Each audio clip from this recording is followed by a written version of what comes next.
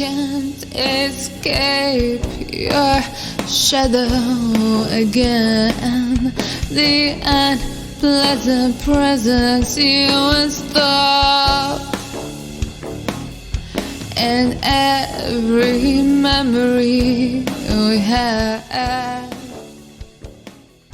forgotten promises.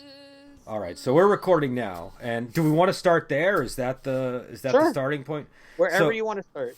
All right, so we have a number of topics today. It's been a while, so we're probably going to go through quite a few. And Jim was just saying before we started, why don't you say it, because it's better if it's in your words. I love it when people paraphrase me. Have you never seen me go off on people who do that online? Oh, that is always the worst, when people try to clarify your point for you. Well, that's why I'm giving you the floor. So Yeah. you No, can be it just accurate. led me to that joke. Yeah, I think you can know too much about a thing. I think if you're a creator, boy, we're really going to get down a rabbit hole already. I think there's a difference between nerds and geeks, right? We've established that before in previous conversations. And I think if you're a nerd and you go too far down a rabbit hole, you can lose sight of what it is that you're appreciating in the first place. So if you know too much about music theory, you're not listening to music anymore. You're listening to see if it's following the rules.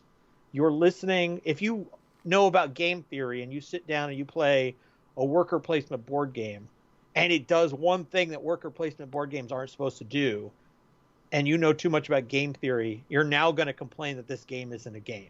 And I think you could do the same thing with music, where if you know too much, you're just going to sit there and look for the mistakes. You're going to look for the things that aren't right, and then you're not enjoying the music for what it is. And I think art, it's great to know that stuff if you're a scholar, but if you're a creator, you just need to know the terms so you can have a conversation.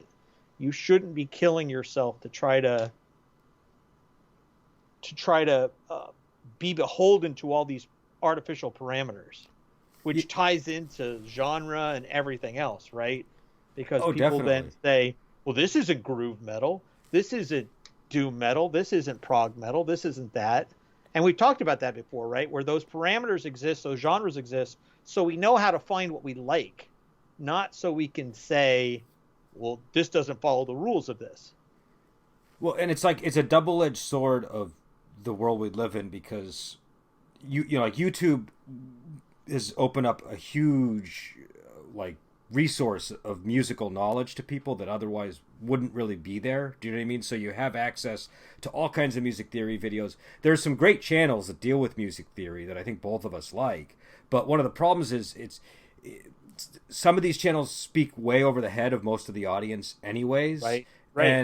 And also, like, it's not, maybe it's different now. Like, maybe if you're a young musician and you're picking up a guitar for the first time and you're getting into music, maybe that's where you're learning, and so maybe music theory is intuitive to you, and maybe this new generation, that's how they think of music. But when I was younger, even if you were learning bits of music theory, you were still thinking more intuitively about music. Do you know what I mean? You know, you weren't thinking the way that music is described on a lot of these channels where they talk about things purely in music theory terms.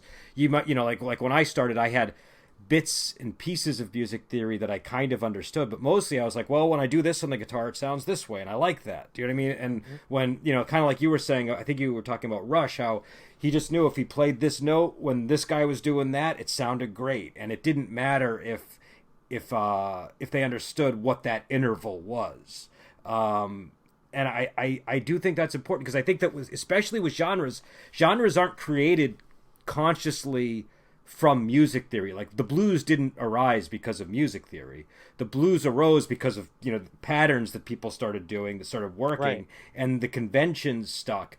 And music theorists later can go back and say, well, this is like how this works in terms of music theory. But if you start with music theory first, you're kind of doing it in reverse, rather than, do you know what I mean?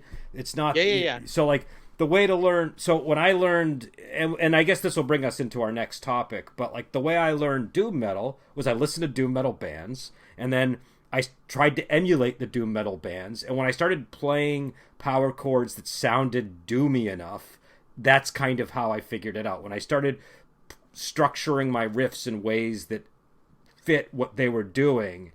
You know what I mean? That you found these things and sort of internalized them. You didn't come up with a set of rules about it. You just kind of, okay, that's doomy. I understand the genre because I've listened to it, and I understand that that's a sound that I hear a lot in that genre. Right. So, which again, bringing us to this other topic, which was defining genres in reverse. Right. And so this came about because I was watching a video. What was the name of the station? Banger TV, I think. Banger TV. Yep. So Banger TV, they had a video on, and I was watching a bunch of videos, so I was just kind of gobbling them up all morning. And then I saw one on Death Doom, and I was like, oh, they got one on Death Doom. Do they have one on Doom? And sure enough, they did. And I was pretty excited to watch it. But then as I started watching it, they did this thing where they, like, if anybody's familiar with what was it, Metal Evolution? Was that the name of the documentary that the guy was on? Yeah. I think it's the same team. Yeah, it's the same guy doing the show too, and same system of they have like a genre and then subgenres and they put bands under them. It's the same exact kind of structure. And so they started out with all of the classic doom metal bands that you would expect, like Cathedral, Solitude Eternus, Candlemass. I think they had Saint Vitus on there. They might have had to get them in there later. I can't remember. Trouble. I can't remember who else was on there initially. But they took Candlemass and Solitude Eternus out of there because some dope showed up on the show and was like, "Get that stuff out of there." He was using, for some reason, he was only using Cathedral as like the foundational. This is how we're going to define doom. And I don't know. I think what happened was, and this topic isn't specifically about doom, but it's important to the topic to understand what they were doing.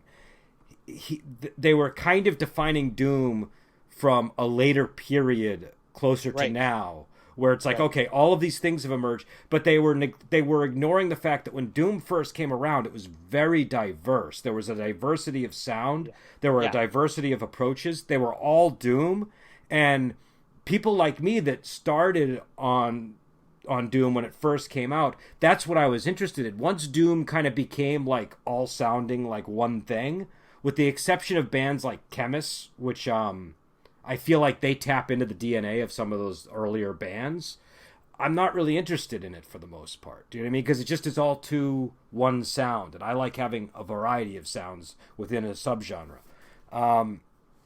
But the point is, you can't start from that later point and then define away the foundational bands. It just doesn't make sense. And I think a lot of people do this in different genres and subgenres, and it seems like a really it's how you get arguments where like suddenly Judas Priest is no longer a heavy metal band. Do you know what I mean? I was going to say that. That's where I wanted to go with this. Is that idiot from Mastodon saying that Judas Priest isn't metal? Go ahead. Sorry, go ahead. No, I love this topic, right? And I agree with everything that you just said, which was rare that we agree on something. I think that what ends up happening without context, if you come into music, imagine the creators of blues coming in and saying, "This doesn't sound like Michael Bodeshore. We can't make this music. We can't do this. No, this isn't gospel music. This isn't what we've been doing. This isn't about our suffering, or this is our suffering in a different way. Yeah, we can't do this." That's what you sound like when you're the lead singer of Mastodon saying Judas Priest isn't metal. Motherfucker, I don't care if you admit that it's Black Sabbath or Judas Priest, but one of those two guys, one of those two teams invented metal. So you need to either go get a fucking book or you need to shut up. Those are your options right now, because you've taken this postmodernist approach, which drives me fucking nuts, that nothing happened until I was born, and therefore nothing that came before me has any contextual value, and therefore didn't add to the point that we're at now. It would be kind of like saying Tolkien isn't fantasy. Do you know what I mean? It's like that kind of a thing. It's like fantasy. Like if you got to like the mid '80s, where fantasy, we had this particular brand of fantasy that was in the air, and it didn't quite match Tolkien anymore at that point. Do you know what I mean? There was enough that somebody could probably argue there's enough difference that they would want to exclude Tolkien. Do you know what I mean? Which would make no sense. And I think it's a similar thing here, where you can't define it in a way that eliminates one of the founders. It just doesn't, or especially if it's like if like you can't take Black Sabbath out, you can't take Judas Priest out, and with doom metal you can't take out I mean.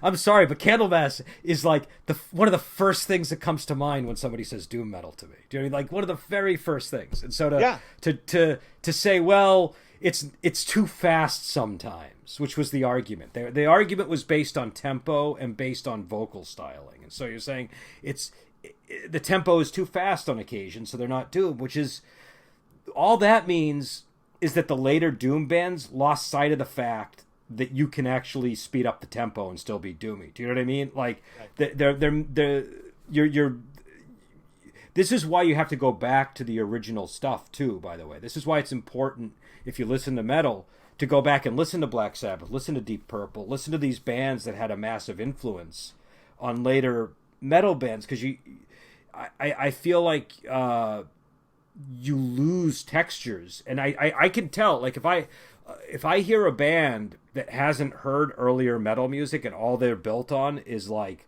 stuff that came out after the 90s or something, it shows. Do you know what I mean? It's like you can say, okay, they're not, there's like a lack of color going on, or there's a lack of whatever.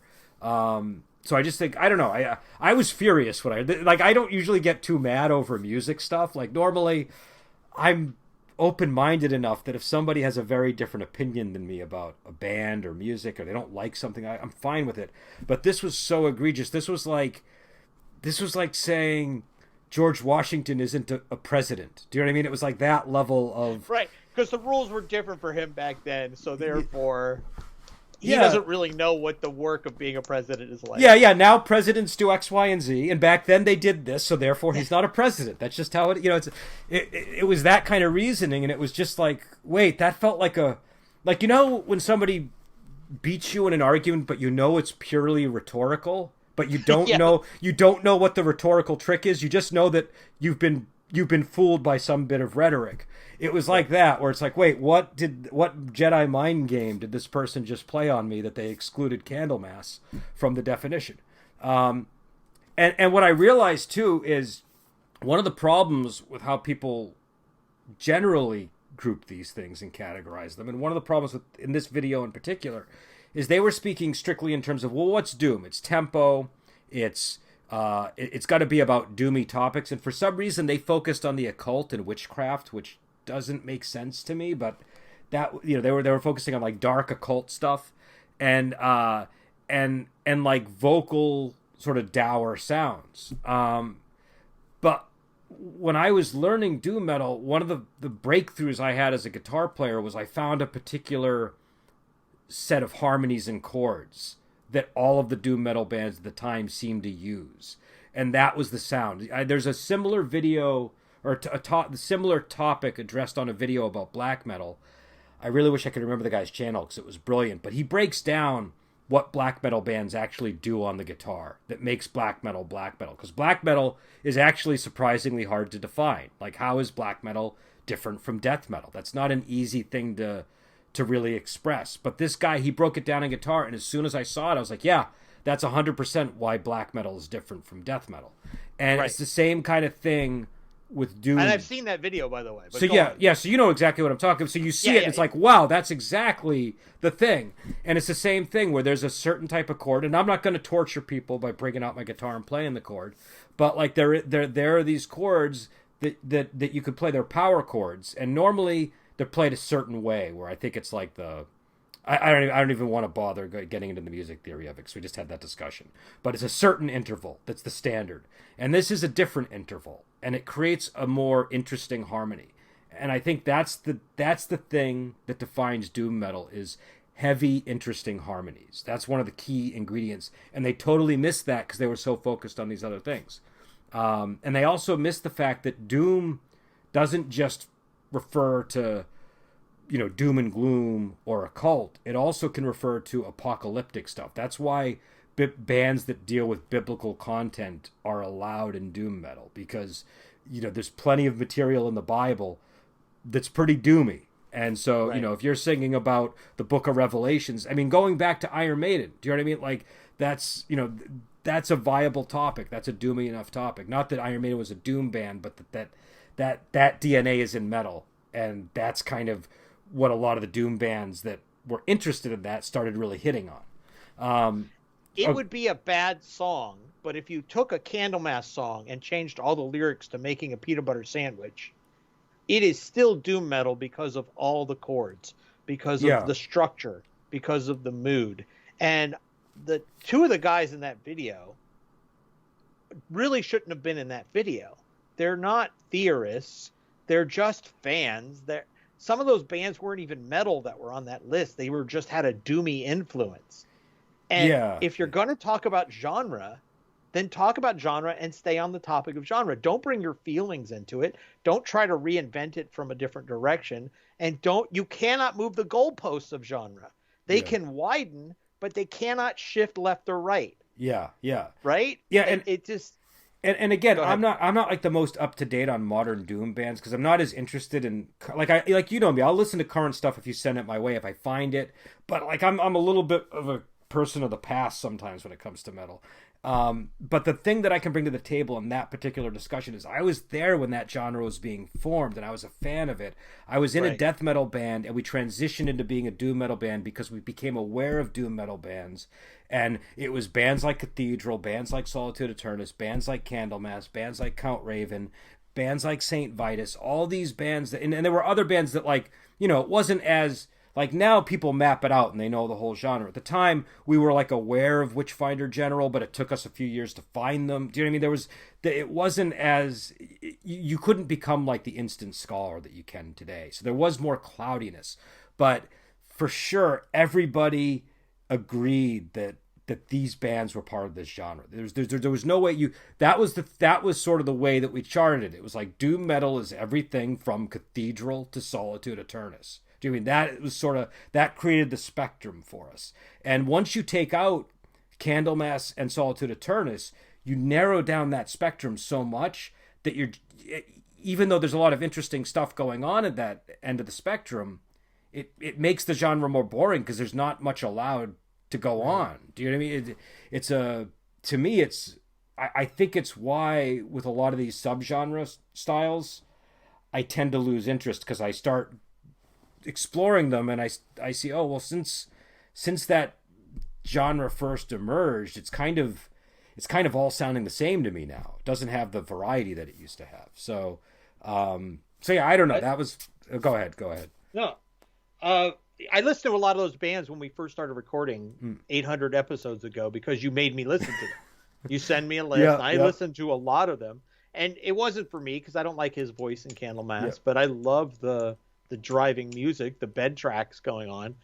And I like sludge metal too. But there's a lot of these bands, I'll go and listen to them, and I can't finish their entire album because their taste is so narrow. Yes. What they're trying to replicate. And it's the reason I don't listen to I love death metal, but I don't like black metal. Okay. Black metal gets so boring because it's so narrow in what it's trying to do that it doesn't allow itself to write more than 3 good songs on an album.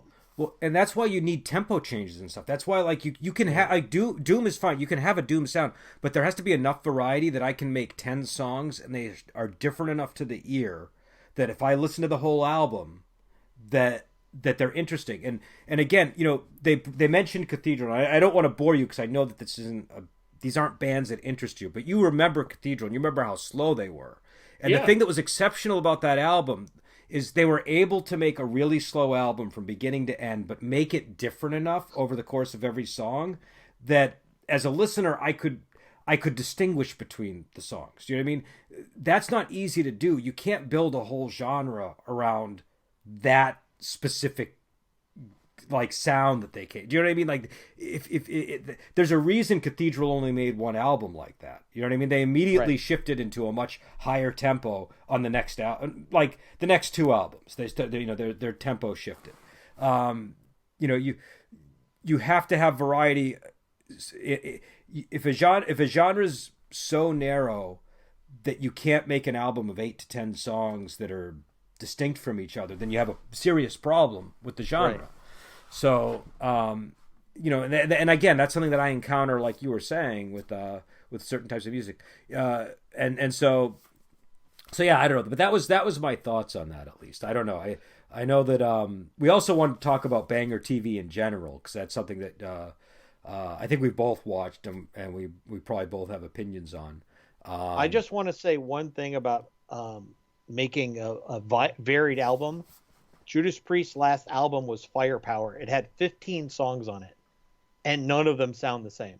That was a really good album too, in my It opinion. was a really good album. Yeah. I was shocked at how good it was. Yeah, I liked it. And there were, I would say, about 3 or 4 songs that I would add to their entire canon as saying some of the greatest. Right? If you were going to build a Bible of their best work, you would have to include these 4 songs, which is hard to do that late in your career. Yeah, I agree. And I think maybe they also obviously they do benefit from bringing new blood into the band a little bit, so there's that. Sure. But like I think also with them, they're the kind of band that's always had a much more expansive ability in terms of sound, Sure. right? Like they just are good at that. And they've also they've always struck me as having an ear for where can this go? Do you know what I mean? Like what are the different, so they're not a particularly narrow sounding band. It took them a long time to find their sound. Let's not forget that when you were a band in the 70s, right? It's a very different climate for making music than it is today. You have to know exactly what you want to be today, right out of your garage when you're 18. They were in the 70s where they spent 5-10 years just trying to find their sound. And in that process, all that experimentation taught them something. And you could say the same thing about Rush. I know you're not a fan, but Rush has never made 2 albums that sound the same. No, and that's something I can respect. And I think when a lot of people do find their sound today, they kind of automatically say, we're going to combine X and Y. Do you know what I mean? And that's going to be our sound. Do you know what I mean? That's sort of how people do it. And I feel like that's a little bit of a cheap way. Like a lot of times you do end up kind of accidentally stumbling into that. Like King Diamond would be an example where he's like, oh, I love horror and I love British New Wave and I put these 2 things together and I got like a, you know what I mean? Like, and I don't think that's quite how it happened, but that's how I imagine him realizing that he can combine these 2 things that he likes. And, but I think that it's a little bit of a lazy way to come up with a sound, I think. But I also think that's kind of how, I don't know, it's probably a different topic, but I feel like when mediums become exhausted, that's almost your only choice after a while. But Banger TV, what about what were your thoughts on that as a channel? I think I respect what they're trying to do, but oftentimes I feel like they're either pandering or their taste is so narrow that they just don't get it. Okay. Now, no, well, go ahead. I don't want to interrupt. I started watching the Prague one, and I didn't finish it yet. But I'm already annoyed because the guy they've got on the channel to talk to them about Prague isn't even from a Prague band. And they listed 3 Prague bands on a list of Prague metal bands, right? They're going to talk about Prague metal, and then they've got Porcupine Tree and Coheed and Cambria. Those aren't Prague metal. They're Prague, and you can talk about them if you want to, but progressive metal is already such a narrow genre with only so many good bands, right? Prog is really hard to do. Most everybody just wants to do Dream Theater, but faster when you get into that subgenre. And I could go on about that forever. And so I see them starting with this, and I think, okay, they obviously didn't want to go and get a prog metal expert. What exactly is the point of this video? What are they trying to do? And I think they're just pandering. They're doing what we talked about earlier they're doing the opposite of what we were talking about earlier with reaction videos, right? You've got reaction videos out there right now that are bringing metal to the masses. Yes. Right? These people who know nothing about metal, the Las Vegas guys, for instance, or this new guy I found, I think you sent him to me, the composer, Doug Helvering, and I only know that because I got him right up on my YouTube history right now. Doug is great because he's coming with a little bit of knowledge about metal, but a lot of bit of knowledge about music. Yeah. And he says it in a way that's understandable. That's the thing that I think, like, he talks about the music theory, but he brings it down to a level that's easy to understand. And I think that's something that's often missing in those channels. I think the problem with these reaction videos is that these channels get popular and then they stop getting creative with the kind of music they're listening to, and they just start listening to whatever's popular, or they look at who else is reacting to what. Yeah. Right now is a great time to watch him because he's fresh and he's new and he doesn't know what to listen to. But give him 6 months and this channel's going to be ruined by popularity. Well, I think I'm not as bothered as you by because I've noticed that too. Like, oh, every one of these reaction channels is listening to Tornado of Souls. Do you know what I mean? Like that's just like these it's like they clearly are paying attention to each other. Right.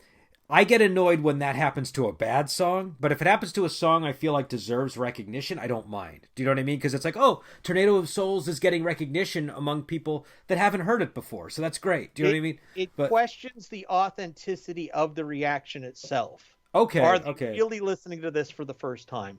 Are they really picking this because they think this is the next thing they should be listening to in their... I agree. I want Tornado of Souls to get a lot of reactions. It's a song I like. And I could give a shit less about Phil Collins' Up in the Air Tonight or whatever it's called. That was all over the place for a while.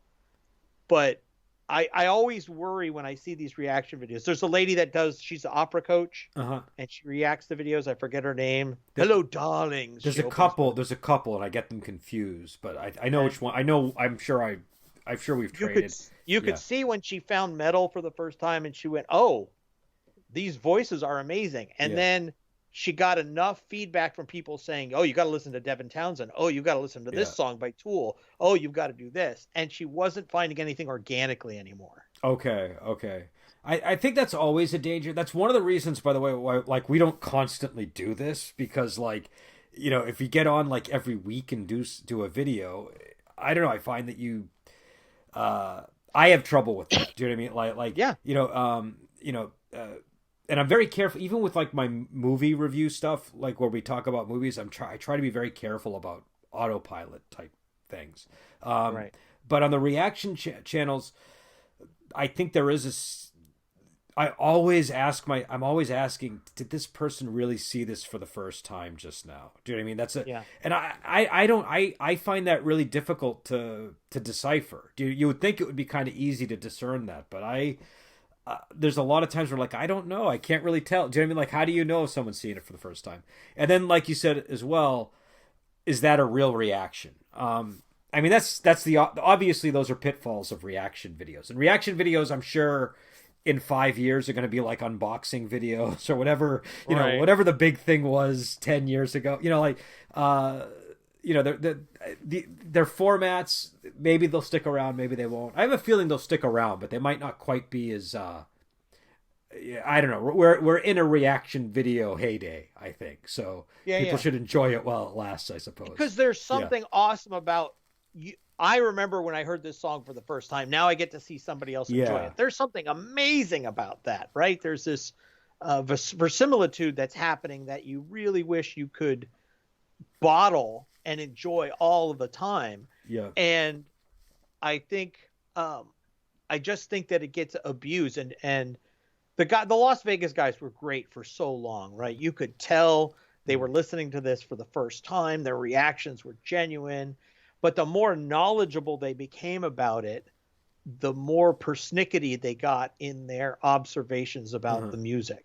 And so it wasn't raw anymore. It was okay, I'm listening really intently now. I'm looking for the mistakes, or I'm looking for the transitions I don't like, or whatever it is. Add to that list. I could pour all day.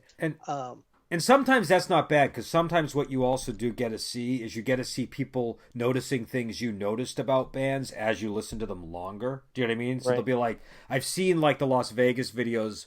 I don't know if they've done Iron Maiden, but they'll do something like, oh, the gallop. I'm starting to see the gallop. Do you know what I mean? Like they start to notice the pattern, and that's cool. But yeah, I think that's a danger of, you know, of that format, is that people are going to they go from the whole point of a reaction video is, here's somebody who doesn't listen to metal, who is listening to this band or whatever the genre is, and is listening to this thing for the first time and reacting to it, and after a while they become familiar enough that it's, you know, it's not as the whole point of being there and watching the reaction isn't present anymore. So, but I don't know. I mean, that's sort of baked into to the nature of reaction videos, I think. So, Yeah. Short of shifting to another genre, I don't know what they could do. Like if we like, and they listen to a lot of different stuff more than just metal now. They even listen to some country from time to time, and they do rap, and they got Pat Benatar on here. I don't watch them anymore, so I don't know what they're up to. But they did do 2 Iron Maiden songs, by the way, in case you're curious. Okay, I did remember. I could have sworn I remembered them doing "Hallowed Be Thy Name," but I wasn't sure. But I mean, they have reaction videos for everything. There's reaction videos to stand-up comedy routines. Right. I saw somebody watching like RoboCop the other day. There's all kinds of reaction videos. Right. And they're fun for different reasons. Do you know what I mean? It's sort of like when you watch a reaction video to a movie, and it's usually these are people that are younger than us because there's not that many 45 and 50-year-olds doing reaction videos. I think. One of the joys of watching them is you get to see somebody who wasn't there at the time sort of reacting to something through like a modern lens. And so you get a sense of, oh, this is what would be shocking to a young person about this movie, or this is what is like really old hat to a young person. And I think similar with music. But yeah, I don't know. I do like reaction videos. What's really intriguing me is, despite some of the things that you've observed there, I'm seeing still new reaction video channels emerge that are able to take it from a different angle that's still interesting to me. Like the guy that we just mentioned who does sort of, I think he's like a music, I think he's like a classical music conductor or something like that. I don't know. He's a composer. He's a composer. Okay. Yeah. Okay, so he's a composer. So clearly the guy has knowledge that, and I think he did one on was it no, it wasn't Power Slave. It was what Iron Maiden songs he did Fear of the Dark, and he did Rhyme of the Ancient Mariner, and he was observing things that like I noticed them, like I heard the sounds and thought they were cool, but I didn't realize why they were interesting. Do you know what I mean? And so he would, he puts it in very simple terms. So it's just, very simple stuff like, oh, this is in D major, that's a lot easier to grasp than some of the kinds of terminology you'll often hear on channels like that. So I don't know what other thoughts did you have on reaction videos before we go on to another topic? I think it's, if you look at it from a meta level, you and I are now reacting to reacting videos. That's true. No, we're not. No, we're not, because in order for us to properly do that, we have to be watching a reaction video and having a reaction to it. Yeah. So, which we could do, but I think that would be it would be ridiculous, and then some joker would realize, oh, I can react to their reaction video, and you'd eventually end up with this like this chain of videos that is endless. How funny is it for people to leave comments on reaction videos, though? I do it all the time, I have to admit. Yeah, I do it all the time. But it's funny if you think about it. It is so. It's the eschaton, right? It's just the end of things. If that's what we're talking about, if we are sitting there commenting on somebody else's reaction to a thing somebody else made, you are so far removed from the original art. I don't even know what to say about that. That's true. Well, usually when I make a comment on a video like that, it's just something like, well, if you like this, you might like that. Do you know what I mean? That's sort of the way that I would tend to approach it. But yeah, I don't know. I can't say that it's like a particularly good use of my time. Like, you know what I mean? Like, there's definitely better things to do than comment on a reaction video. But, it's something. Lately I've been... what was that? I was going to say, for years I avoided leaving comments on YouTube. Mm-hmm. And ever since I started that other Google account that has no connection to me whatsoever, I have no problem leaving comments now. Okay. About things that I like or dislike. Because you really don't, you never want to have to defend your opinion online. It is exhausting. Well, when I do YouTube comments, I usually am just commenting on channels like that. So it's like the most outrageous thing I think I've said on YouTube in a comment was about that doom metal thing, Yeah. where I was just like, this is crazy. You know, You like, made about 10 comments. I was furious. I was Just so everybody knows, if Yeah. you want to go look for it, there's about 10 comments from Brendan. I was enraged when I saw like because and here's the thing, I saw it and I looked down at the comments and I noticed somebody had mentioned like, you know, they said like Candlemass is doom metal, and I was like, well, why would they say that? And I was like, oh wait, they're not going to say Candlemass isn't doom, are they? And then sure enough, it got to that, and I couldn't believe it, so I had to comment. But by the way, I was watching the video. I didn't even get to the point where that guy comes out. I was already frustrated with how they were talking. And I just said, "Oh, these comments indicate that this is going to go downhill." Yeah, I don't know. I was. I mean, we've already tread that ground, but I was furious, and so I had to comment. But I mean, look, I have a video up on my YouTube channel about region codes, and that is the one that gets the most hate out of all my videos for some reason. Region codes? Yeah, hold on. I'll I mean, some of these comments are pretty surprising, actually.